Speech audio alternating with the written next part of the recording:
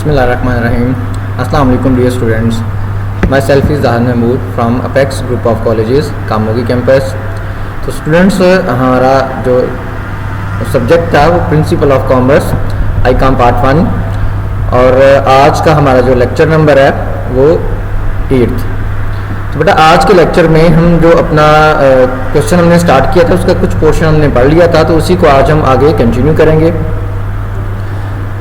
हमारा चैप्टर था nature and scope of business और इसका क्वेश्चन नंबर था हमारे पास first, what are the components of business.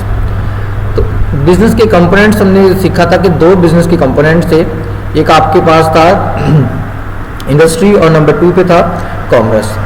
अब इंडस्ट्री के मतलब तो हम पढ़ चुके थे, तो आज हम आगे पढ़ेंगे कॉमर्स से रिलेटेड कि जो दूसरा कंपोनेंट है कॉमर्स उसको आज डिस्कस करेंगे हम.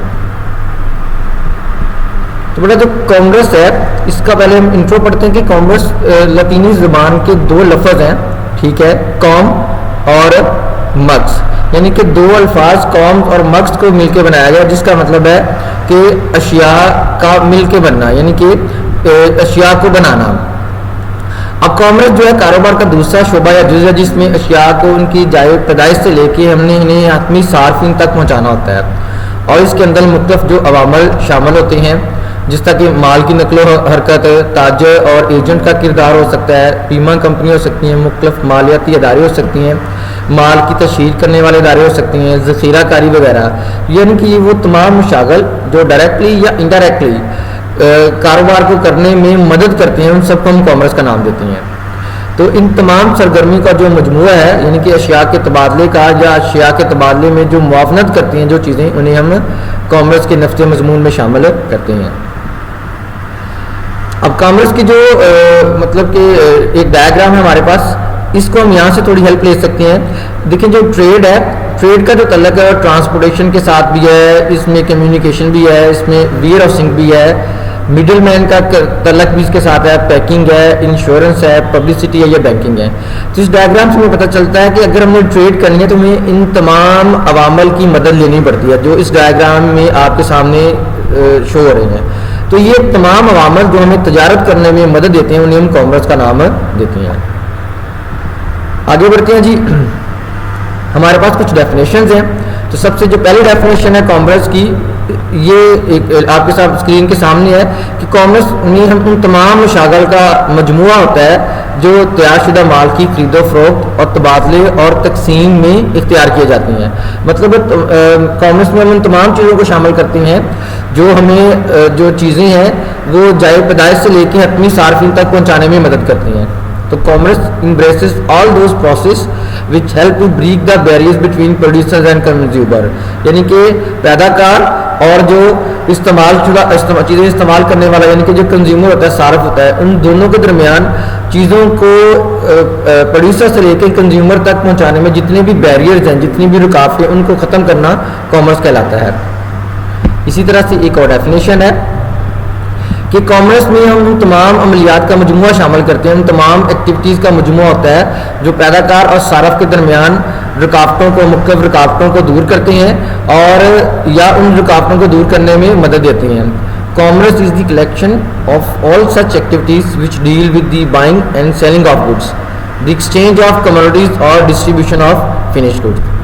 इसी तरह से एक और डेफिनेशन है यहाँ पे नंबर 3 पे कि it is the some or total of those process which are engaged in the removal of hindrance of person or trade, place of production की transportation and insurance and time warehousing in the exchange of commodities है.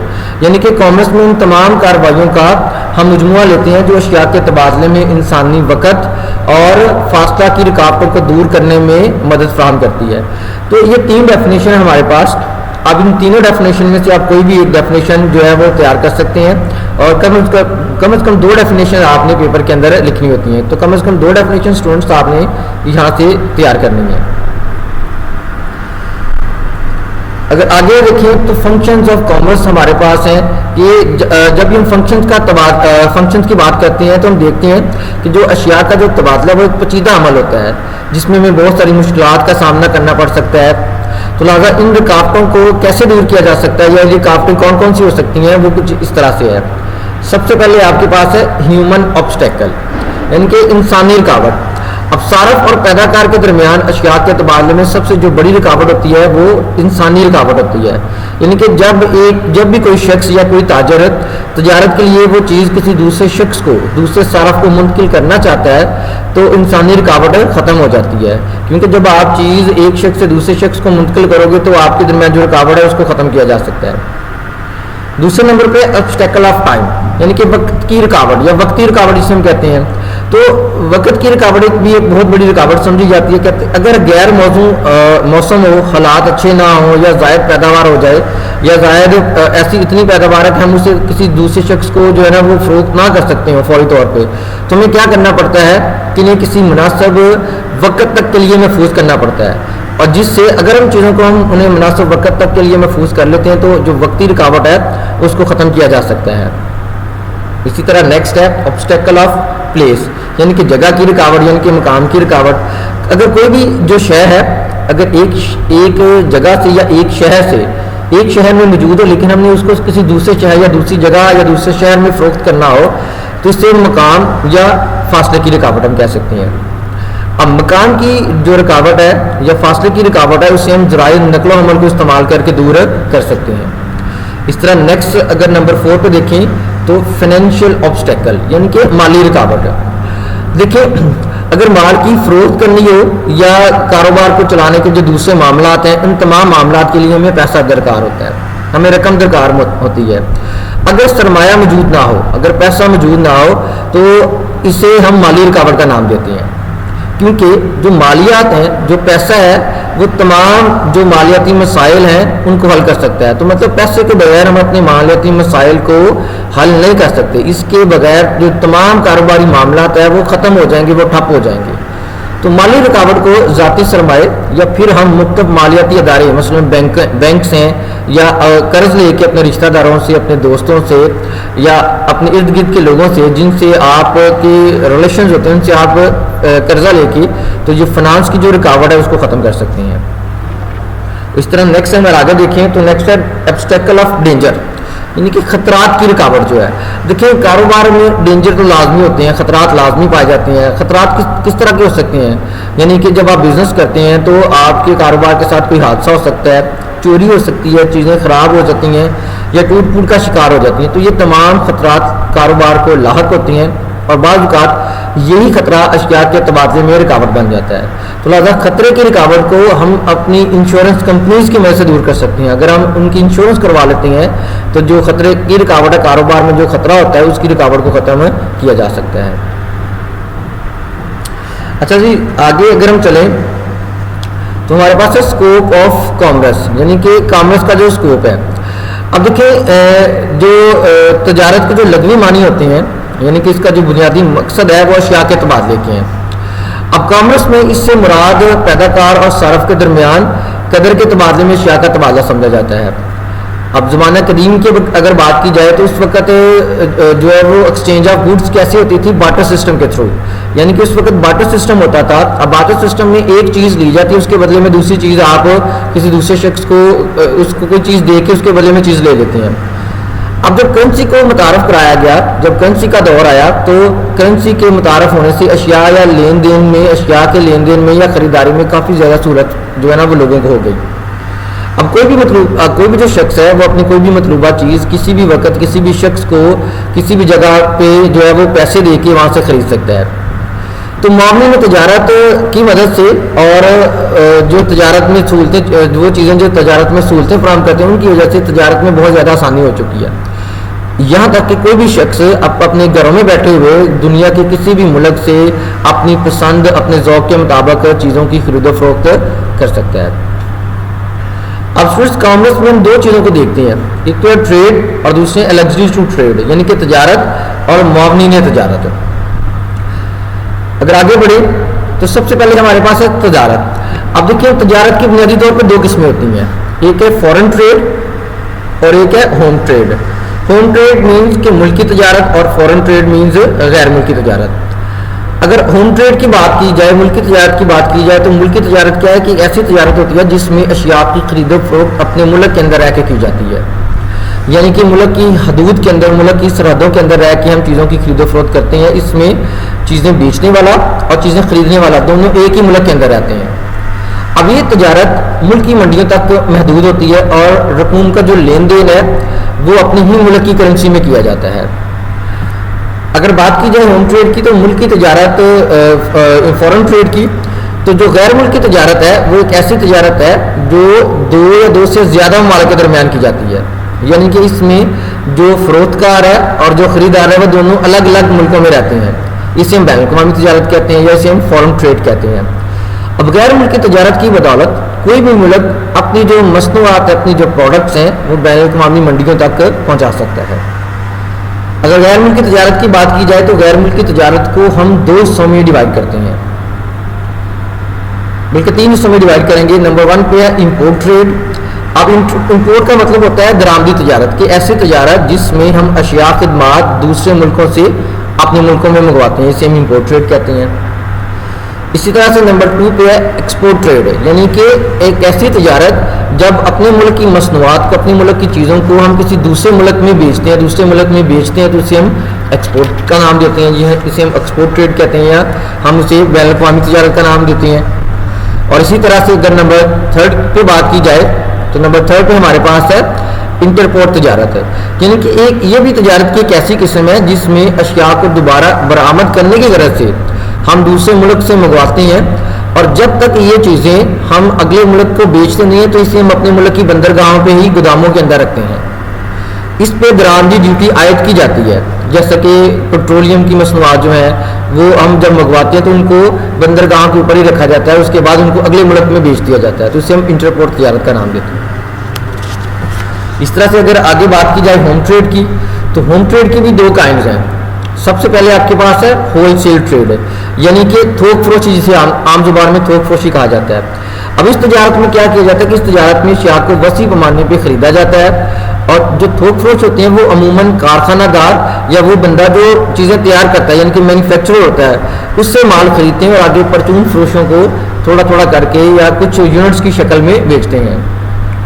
اس طرح سے next اگر دیکھیں آگے تو next ہمارے پاس ہے ریٹیل ٹریڈ، یعنی کہ جسے ہم پرچون فروشی کہتے ہیں. اب پرچون فروشی کیا ہوتی ہے کہ یہ پرچون فروش ہول سیلر سے چیزیں خریدتے ہیں اور آگے کسٹمر کو تھوڑی تھوڑی کر کے یا مطلب تھوڑی تھوڑی مقدار میں صارفین کو ان کی ضرورت کے مطابق سیل آؤٹ کرتے ہیں. اسٹوڈنٹس آگے بڑھتے ہیں. نیکسٹ ہمارے پاس ہے الیکسٹریز ٹو ٹریڈ یا الیکسٹریز ٹو کامرس، یعنی کہ معاملے میں تجارت کون کون سی ہیں. اب ان میں سب سے پہلے اگر ہم دیکھیں تو ہمارے پاس ہے بینکس یا بینکنگ جو ہے، یعنی کہ جو مالیاتی ادارے ہوتے ہیں. اب جو بینک اور جو دوسرے مالیاتی ادارے ہیں وہ اپنی تجارتی سرگرمیوں کے فروغ کے لیے بڑے مددگار ثابت ہوتے ہیں، کیونکہ جب بھی آپ کو سرمایہ درکار ہوتا ہے آپ بینک سے مختلف طرح کا جو سرمایہ وہ حاصل کر سکتے ہیں. بینک نہ صرف صنعت کار اور تاجر حضرات کو سرمایہ فراہم کرتا ہے بلکہ انہیں انتقال زر کی جو سہولتیں ہیں وہ بھی فراہم کرتا ہے. نمبر 2 پہ اگر بات کی جائے تو وہ ٹرانسپورٹنگ. اب ذرائع نقل و حمل جو ہے نا وہ بھی کاروبار کو بڑی زیادہ جو ہے مدد فراہم کرتے ہیں.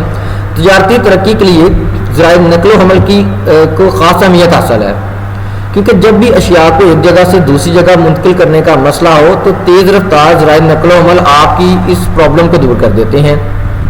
لہٰذا ذرائع نقل و حمل جو ہے وہ بین الاقوامی اشیاء کو یا ذرائع نقل و حمل کی بدولت ہم کیا کر سکتے ہیں کہ اشیاء کو بین الاقوامی منڈیوں تک بآسانی فروخت کر سکتے ہیں. اس کے بعد نیکسٹ آگے بڑھیں تو نیکسٹ ہے جی مینز آف کمیونیکیشن، ذرائع مواصلات جسے ہم نام دیتے ہیں. اب جو جدید ذرائع مواصلات ہیں جیسا کہ ٹیلی فون ہے، فیکس ہے، ای میل ہے یا انٹرنیٹ وغیرہ کی جو سہولتیں ہیں، اب یہ بھی تجارت کرنے میں، کاروبار کرنے میں بڑی مددگار ثابت ہوتی ہیں. ان کی بدولت کوئی بھی جو تاجر ہے وہ دور دراز علاقوں تک بآسانی اپنی چیزیں منتقل کر سکتا ہے. اچھا بیٹا آگے اگر دیکھیں ہم نیکسٹ ہمارے پاس ہے انشورنس، یعنی کہ بیمہ کاری. اب مال کی ترسیل اور ذخیرہ کاری کے دوران اس کے نقصان کے خطرات کو ہم پسرے پشت نہیں ڈال سکتے. تو لہٰذا جب ہم بزنس کرتے ہیں تو کاروبار کے اندر مال چوری ہونے کا، خراب ہونے کا یا ٹوٹ پھوٹ کے امکانات ہو سکتے ہیں. تو لہٰذا بیمہ کمپنیاں معاہدے کے تحت متوقع نقصان کی تلافی کا ذمہ قبول کر کے تجارت میں آسانی پیدا کرتی ہیں. اس طرح سے نیکسٹ اگر بات کی جائے تو وہ ہے پبلسٹی یعنی کہ اشتہار بازی.